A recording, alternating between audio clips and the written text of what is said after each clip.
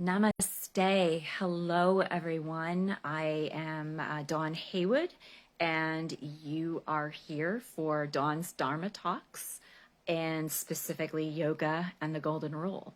I'm going to wait a moment or two just to see if anyone pops in live. So just go ahead and sit tight.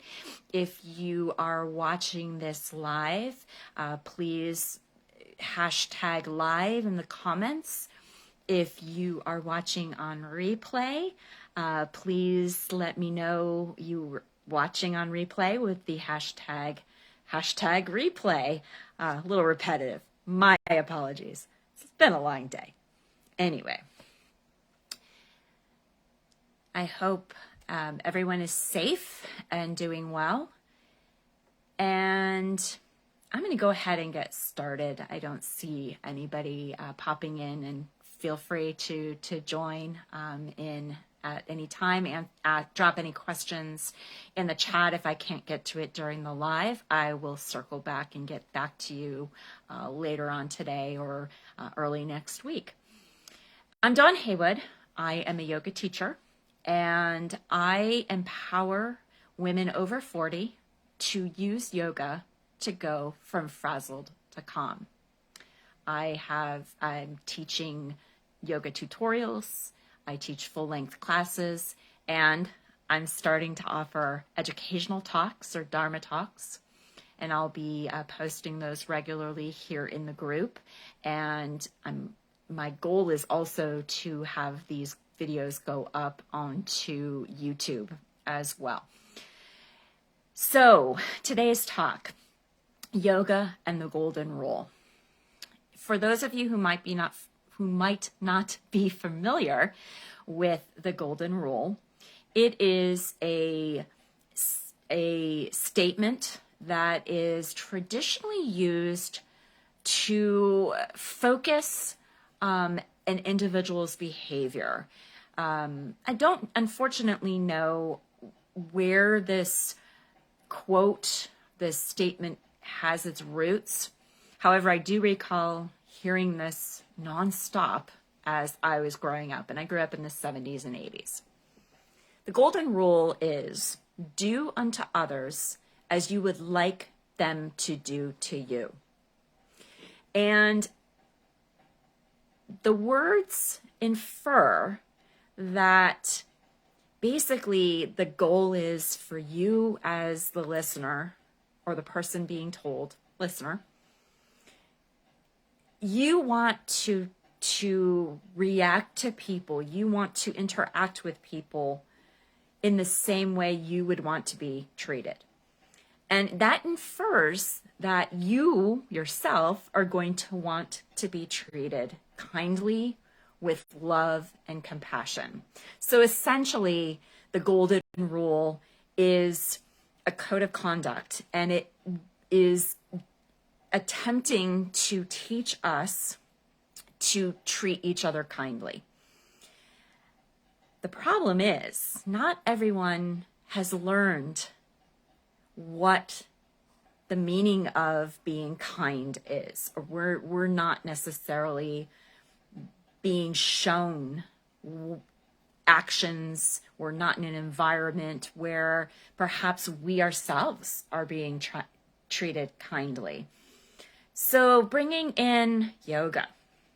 And yoga is, as I've mentioned before, is much more than just breathing or meditating or practicing a sequence of poses. Yoga also includes a series of ethical principles known as the yamas and niyamas. And ahisma, or non-harming, is one of those yogic principles. And the principle of ahisma is really important and is a key to unlocking the connection between the Golden Rule and yoga. At its core, ahisma, as I mentioned a moment ago, is considered non-harming. And often you'll hear in the wellness world, the yoga world, and certainly the animal rights, non-harming means don't eat meat. We're vegetarians. I will say I'm going to break that myth now. Not all yogis are vegetarians or vegans. Regardless, the general concept of non-harming is to be aware of how your actions impact somebody else. So in a sense, there is that connection between the golden rule and yoga. So it's your actions between people. The other piece of non-harming also is reflecting inward.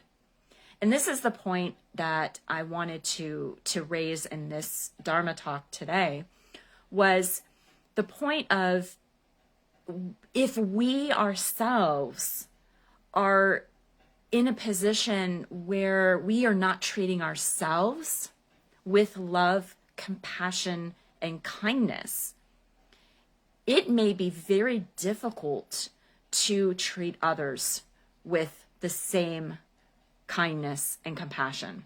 For example, if you've been in a situation at the end of the day, you're tired, you're interacting with your roommate, your family, maybe you're driving home from work, and you can feel in your body that you're agitated. What happens when you go home? Are there situations where you may snap at the family member, or you hit your horn? Although honestly, the hitting the horn thing is a regional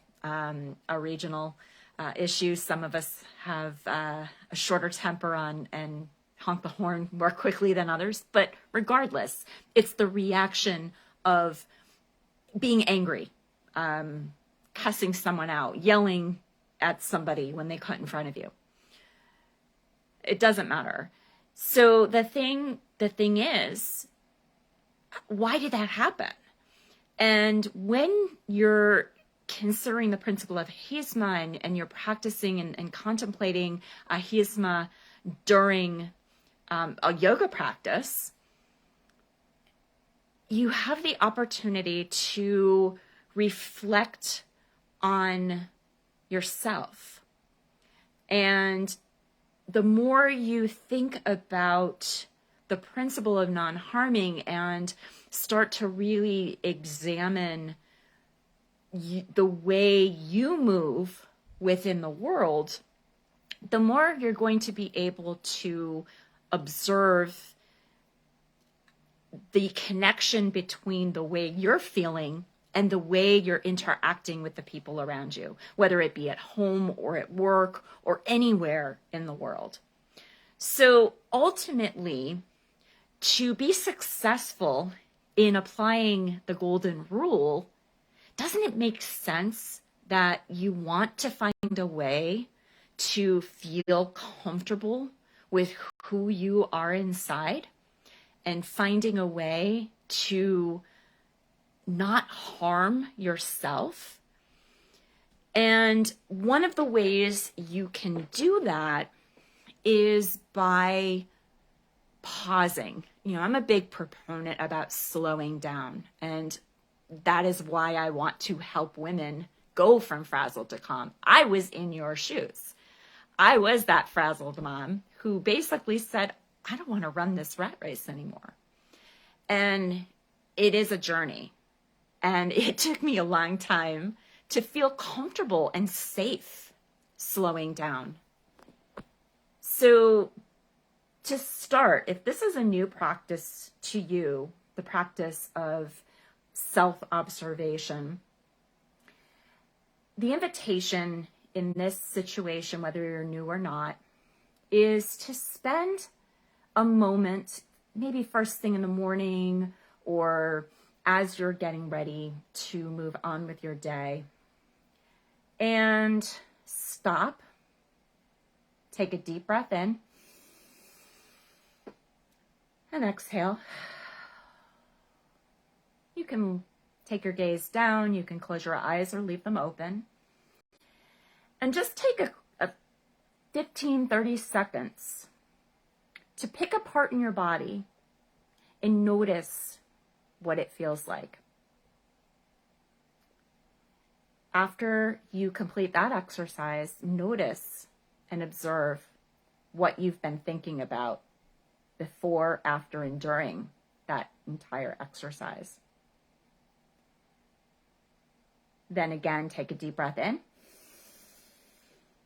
and exhale. And as you exhale, consciously focus your mind on telling that area that you were focusing on to relax. Again, inhale. And as you exhale, focus to relax. One more time, inhale. And exhale. Taking a moment here to be quiet, standing or sitting, and observe. What changed? Do you feel as if that part of your body you focused on changed in any way? You just gave yourself ahisma by taking the time to learn how your mind and body connect. And the more often you come back to this practice, the easier it will become to begin to notice throughout your day when your mind is becoming chattery because of a situation going around you. Your body starts to tense up because of a situation that's going around you. And the best bonus of continuing to care for yourself and connect to yourself, treating yourself kindly and learning how to understand and reconnect to all the beauty that's already inside you, is you're going to be able to eventually be present for every single person you meet. And now every single person that you meet is going to see that beauty inside of you. You may radiate joy, goodness, and beauty.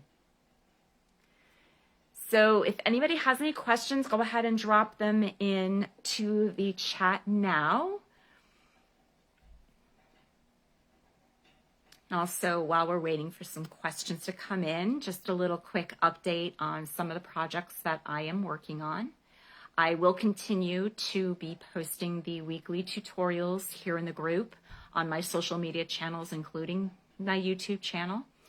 And I will be announcing the prepayment for the 4-week Yoga for Stress series. I will be putting that link up next week. I'm also working on a new free resource for all of you. So I will be dropping that information into the group when it is available. And I do offer a 30-minute private session to explore the ways that yoga can help you. I don't have any availability in January. However, if that does interest you, or if you'd like to work with me one-on-one for a customized yoga plan, please DM me. So I don't see any questions, so we will close for this evening.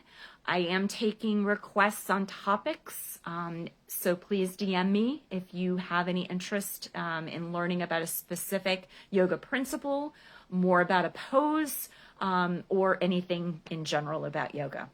Be well, my friends, and I will see you all very soon.